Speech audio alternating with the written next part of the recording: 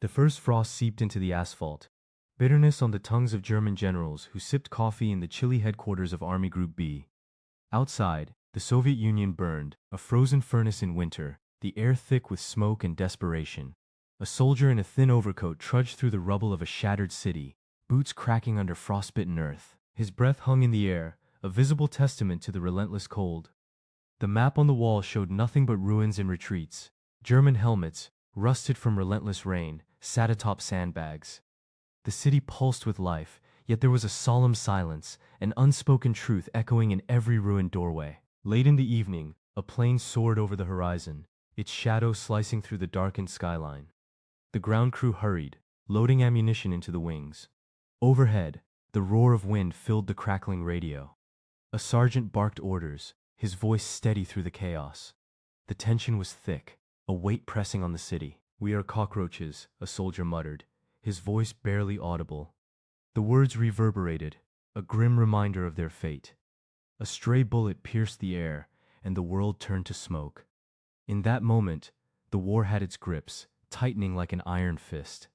The snows would come soon, burying the city in silence. The autumn night stretched on, the tension palpable, while the Red Army held its ground tight and unwavering. A city under siege, this would be the epitome of resistance, endurance, and survival. 177 words. The radio crackled to life in the ruined factory shelter. A transmission from the Soviet command post buzzed through the wires. Coordinates, orders, and the static-laced voices of engineers recalibrating artillery. Colonel Friedrich von Gablans, his mustache ice-crusted from recent breath plumes, leaned over a frostbitten map table, tracing the T-16 district in red marker. "The factory complex remains in our hands," he muttered, though the text he marked was a lie. The 9th Guards Tank Brigade had captured it hours earlier, leaving chewing gum on the tables and empty vodka bottles in the corridors. Gablans's boots hissed as he dragged them across the debris-strewn floor, his gloves already numb. Somewhere beyond the shattered windows, a gasoline barrel smoldered, illuminating a frozen tableau. A Soviet sniper's rifle perched atop a rubble pile, its scope trained on the frozen cathedral courtyard.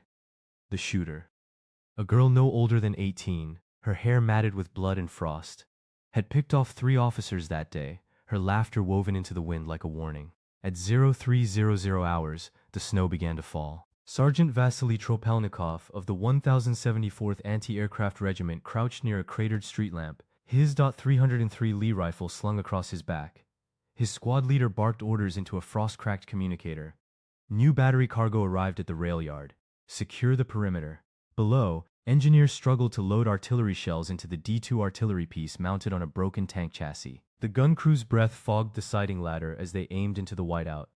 16 hours of preparation for 15 seconds, Tropelnikov thought, watching a Soviet T-34 blast into the night, its hull painted with childlike swastikas scrawled in black spray paint.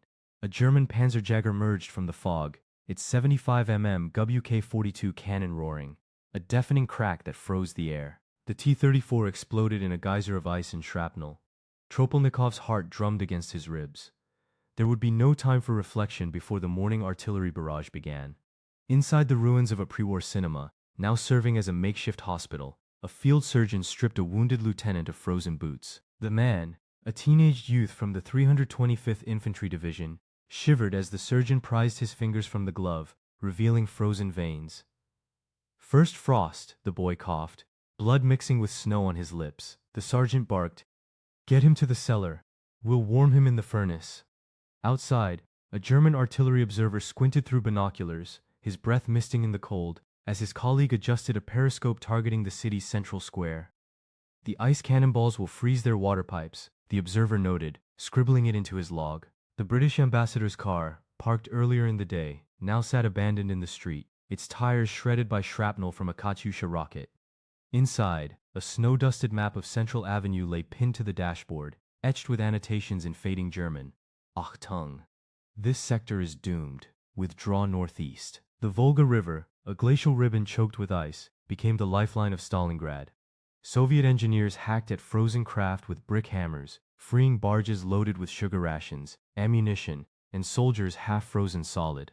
Among them was Major Vasily Trofimenko, his teeth chattering as he clutched a photograph of his wife, spotted amid the wreckage of a hospital building. His boots crusted with ice, he stepped onto the dock, where a steel-hulled motorboat named the Icebreaker shuddered beneath his weight. The river's current, slowed by the frost, carried the stench of diesel and burnt flesh. Above, a squadron of Iltush Termoviks roared overhead, their propellers hacking ice into sleet. On the German side, the 705th Luftwaffe Field Division's engineers struggled to keep the Volga bridges operational, their trucks idling with half-frozen fuel tanks.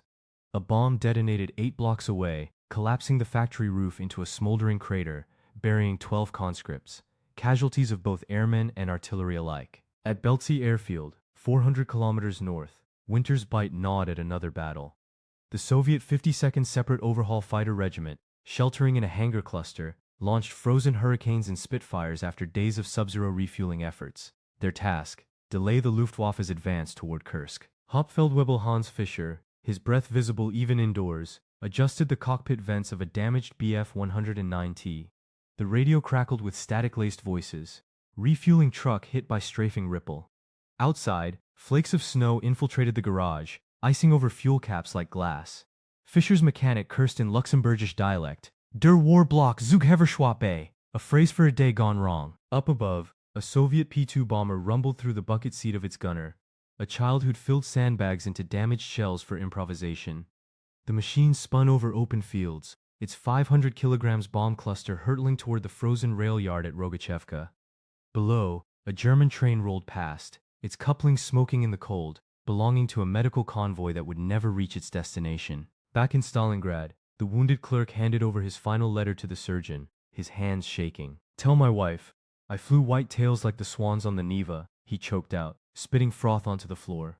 The room echoed with rasping breaths as another patient died, his body wrapped in canvas and carried out by stretcher-bearers into a trench lined with barley sacks. That night, a German flare illuminated the frozen Don River, its parachute snagging on barbed wire as a crimson flare collapsed into snowy grass. Somewhere deep in the city, a Soviet sapper blew a hole in a sewage pipe, flooding a block of alleyways to trap German advance patrols. The water froze solid within hours, creating a maze of ice shards under moonlight. On Kommandantenplatz, Hitler's foot soldiers met to discuss enlargement plan.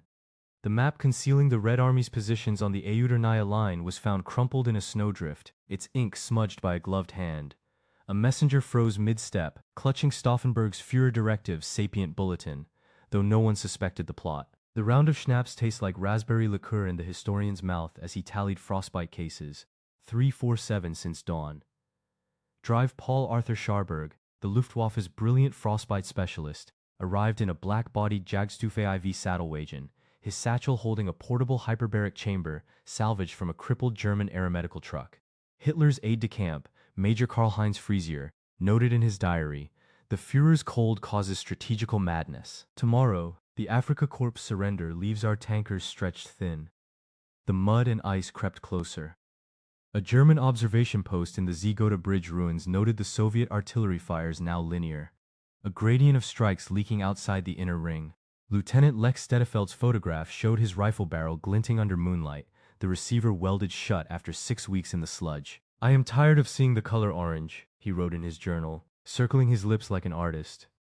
Across the street, a German Stuka pilot eyed his frost-dented tail fin, carving the phrase Heimat into its undersurface with a rusted file. This was the beautiful horror of attrition, the city melting into itself, every soldier a prisoner of time and freezing lungs. The turning point loomed, icy and inevitable.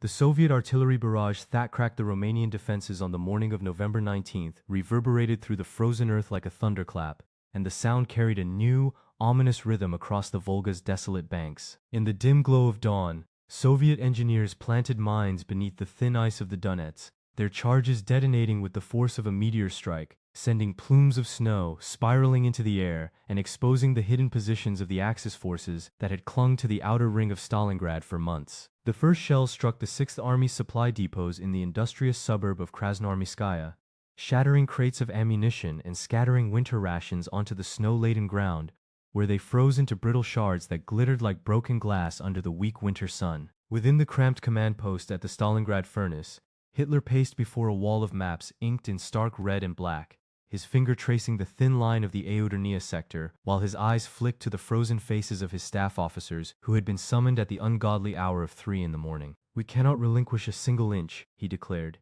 his voice a rasp that seemed to echo off the concrete walls of the underground bunker.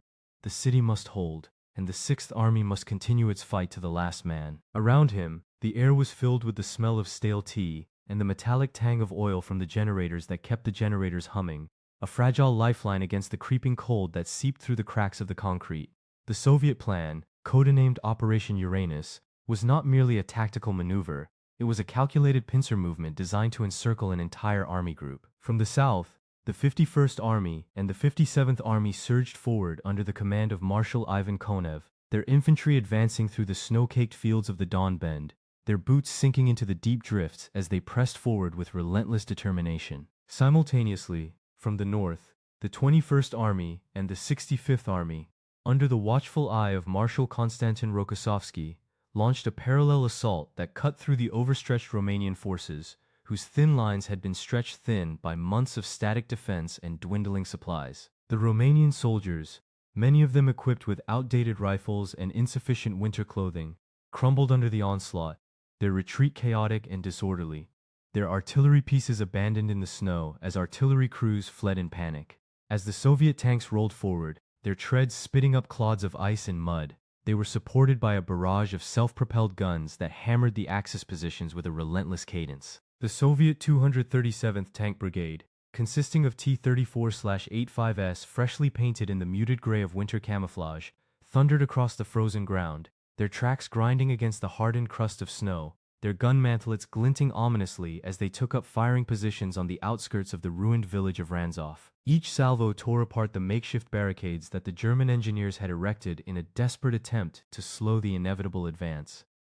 Back in the heart of the Sixth Army's command, a bitter debate raged among the senior officers who gathered around a battered wooden table littered with scattered maps and half-written orders. General Friedrich Paulus, the commander of the Sixth Army, sat rigidly upright, his face gaunt from lack of sleep, his eyes darting between the Red Army's encroaching forces and his own dwindling supply lines. Beside him, Colonel Rudolf Schmidt, an experienced staff officer, whispered that retreat was the only viable option, that the army could be extricated under the cover of night and repositioned along the Don to buy time for a new defensive line. Yet Hitler's voice, transmitted over the crackling radio, cut through the murmurs like a blade. There shall be no withdrawal. Every position must be held. The army will fight to the last man. The words reverberated through the bunker, a stark reminder that obedience to the Führer was not merely a matter of discipline, but a question of survival for those who still clung to the illusion of victory. In the snow-capped hills west of the city, a German panzer division under the command of Generaloberst Hermann Hoth, whose armor had once roamed the steppes with impunity, now found itself hemmed in by an ever-tightening Soviet cordon. Their supply trucks, painted in faded field gray and emblazoned with the insignia of the Wehrmacht, inched forward along narrow, icy roads, their headlights cutting thin cones of light through the perpetual twilight. The soldiers inside the trucks huddled together for warmth, their breaths forming clouds that hung in the frigid air as they listened to the distant rumble of Soviet artillery that seemed to grow louder with each passing hour. In a desperate attempt to keep their comrades alive, Luftwaffe pilots launched daring resupply missions, dropping bundles of food, ammunition, and winter clothing into the encircled pocket from low-flying aircraft that skimmed the snow-covered trees like predatory birds. Yet the quantities were insufficient. The drops were scattered, many landing in the frozen wasteland and being swallowed by the snow, never reaching the starving soldiers who waited in hopeful anticipation. Amid the chaos, a German officer named Oberstleutnant Walter Baumgartner, who had once served in the invasion of Poland, found himself in a makeshift field hospital set up inside the crumbling walls of an abandoned textile factory on the outskirts of the city. The hospital was a maze of tatters of canvas stretched between broken windows, illuminated only by the flickering glow of oil lamps that sputtered and coughed, casting eerie shadows over rows of cots littered with wounded men whose cries echoed through the empty corridors. Baumgartner moved among them, his hands steady as he applied primitive splints and bandages to the wounded, his eyes reflecting a sorrowful resolve. The patients, many of them barely more than boys, stared blankly at the cracked plaster ceiling, their faces hollowed by hunger and frostbite, their eyes reflecting a mixture of fear and a desperate longing for home. In moments of relative quiet, Baumgartner would pull out a battered notebook and write in cramped, hurried script, documenting the names of the fallen and the dwindling numbers of those still clinging to life, a somber ledger that would later become a testament to the human cost of a war that had spiraled beyond comprehension. The Soviet forces, emboldened by their rapid advance, began to tighten the noose around the German stronghold.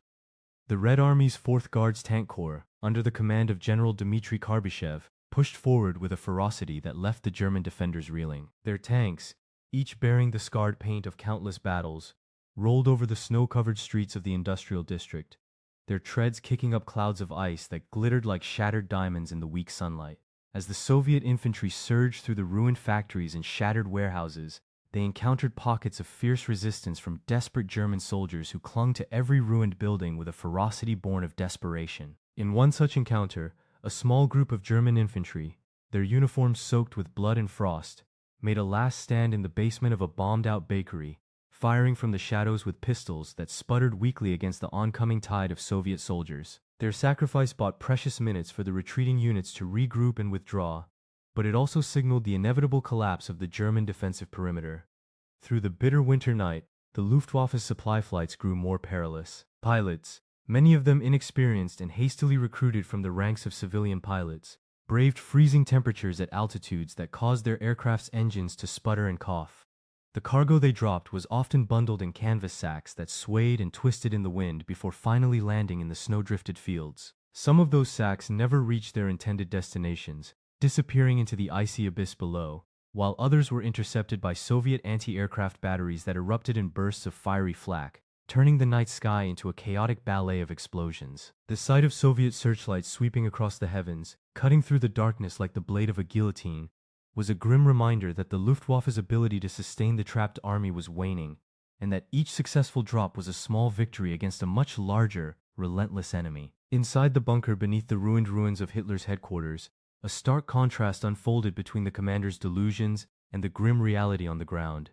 Hitler, his hands clasped around a steaming mug of bitter coffee that sent plumes of steam curling into the frigid air, stared at a map of the Eastern Front that was now marked with red ink indicating the expanding Soviet foothold. His staff officers presented him with reports of dwindling fuel supplies, isolated units, and mounting casualties. The numbers were stark. Over 300,000 Axis soldiers were now encircled, their supplies cut off, their morale shattering like thin ice under a sudden thaw. Yet Hitler remained resolute, insisting that the Sixth Army could hold out until a relief force from the south could break through the Soviet lines. He imagined a scenario where a daring armored column, perhaps led by the legendary Generaloberst Erich von Manstein, would surge northward, cutting a path through Soviet forces and rescuing the trapped troops. In reality, such a force never materialized. The German High Command, already stretched thin across multiple fronts, lacked the resources to mount a coherent counteroffensive. The Soviet leadership, aware of the strategic significance of the encirclement, began to consider the political ramifications of the victory. In a dimly lit conference room in the Kremlin, Marshal Georgy Zhukov, his face illuminated by a single lamp, addressed his senior commanders. He spoke of the need to consolidate the captured territory, to secure the flanks of the newly formed pocket, and to prepare for a final push toward the German heartland.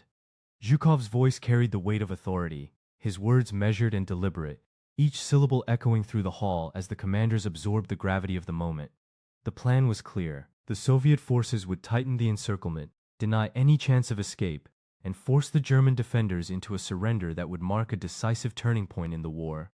As the days slipped into weeks, the physical landscape of Stalingrad transformed into a desolate wasteland of twisted metal, shattered glass, and frozen bodies that lay scattered across the streets like macabre statues. The once bustling markets, now reduced to piles of rubble, were haunted by the distant wails of artillery that reverberated through the empty corridors of ruined buildings. The air was heavy with the acrid smell of smoke and the metallic tang of blood, a reminder that even in the cold, death continued to claim its victims. In the midst of this devastation, a small group of civilians, wives, children, and elderly men, who had somehow survived the initial onslaught clung to one another for warmth, huddling together in makeshift shelters that offered little protection against the biting winds. Their faces were gaunt, their eyes reflecting a mixture of terror and an unyielding hope for an end to the endless night. Through it all, the battle for Stalingrad became more than a mere clash of armies. It evolved into a testament to human endurance, a crucible in which the mettle of both soldiers and civilians was tested to its limits. The turning point, once a distant notion whispered in the corridors of command, now loomed close enough to taste. A bitter, icy flavor that settled on the tongues of those who faced it. The Soviet encirclement tightened like a vise, The German defenses crumbled under the relentless barrage, and the once invincible image of the Wehrmacht began to fissure under the weight of an unforgiving winter and an enemy that fought with a ferocity born of desperation and an unshakable resolve. The eventual surrender of the Sixth Army on February 2nd, 1943, would become a moment that resonated through history, a stark reminder that even the most formidable military machines could be undone by a combination of strategic brilliance, unrelenting pressure, and the cruel hand of nature. The battle's legacy would echo in the halls of power, in the textbooks of future generations, and in the collective memory of a world forever altered by the thunderous roar of artillery, the shudder of tanks on frozen ground, and the whispered prayers of those who endured the unthinkable. The turning point of Stalingrad, etched into the annals of war, would forever stand as a testament to the inexorable march of history, where the tides of battle can turn in an instant, and where the fate of nations can be decided by the cold, relentless advance of a determined enemy. In the frozen ruins of Stalingrad, the final act of surrender played out with a grim tableau of defeat. Field Marshal Friedrich Paulus, who had been promoted by Hitler to the rank of Field Marshal just days before the encirclement, surrendered his remaining forces on February 2nd, 1943. The German prisoners, numbering around 91,000 men, were marched through the snow-covered streets, their faces etched with exhaustion and defeat. These captured soldiers represented the largest German surrender of the war to that point, a devastating blow to German morale and military prestige. Among them were 24 generals and field marshals, captured in their uniforms, their medals now seeming like hollow decorations in the face of such overwhelming defeat. The aftermath of the battle revealed the true cost of this brutal confrontation. Soviet estimates placed German losses at approximately 800,000 killed, wounded, or captured, while the Soviet Union suffered upwards of 1.1 million casualties. The city lay in ruins, with over 90% of its buildings destroyed by the relentless fighting. The civilian population, which had numbered over 400,000 before the battle, had been decimated, with most either killed during the fighting or evacuated by Soviet authorities in the early stages of the German advance. For the prisoners of war who survived the battle, the ordeal was far from over.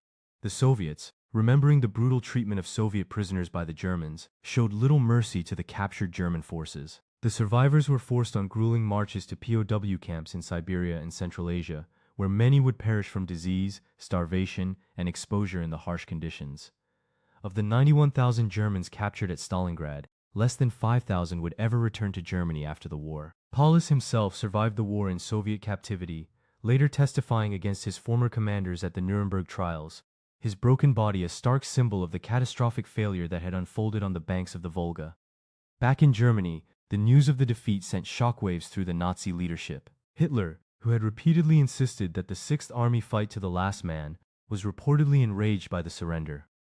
Goebbels, the propaganda minister, struggled to explain away such a monumental defeat to the German public, who had been assured that victory was imminent. The defeat at Stalingrad marked the first major German reversal of the war, shattering the myth of Nazi invincibility and marking the beginning of a long retreat that would eventually lead to the gates of Berlin. The Soviet victory at Stalingrad had profound strategic implications. The German army had lost over a quarter of its total strength on the Eastern Front, including vast quantities of tanks, artillery, and aircraft that would be difficult to replace. The momentum of the war shifted decisively in favor of the Soviet Union, which would now begin the long, brutal process of pushing the Germans back toward their homeland. In the months following the battle, the Red Army launched a series of offensives that would gradually reclaim Soviet territory and establish the front lines that would eventually lead to the Battle of Berlin in 1945. The battle also had significant international implications. Allied leaders, particularly Churchill and Roosevelt, watched with growing confidence as the Soviet Union absorbed the brunt of the German military machine. The victory at Stalingrad confirmed to the Western Allies that the Soviet Union could withstand the German onslaught and would remain a powerful ally in the fight against Nazism. This growing confidence would later influence the decision to open the Second Front in Normandy in 1944, as Allied planners recognized that the Eastern Front was where the decisive battle against Germany would be fought. For the Soviet people, the victory at Stalingrad became a powerful symbol of resistance and sacrifice. The city, which had been renamed for Stalin himself, became a rallying point for Soviet propaganda. The heroic defenders were celebrated as national heroes, and the battle was immortalized in art, literature, and film. The story of the battle became a cornerstone of Soviet identity, a reminder of the nation's ability to endure unimaginable suffering and emerge victorious. In the decades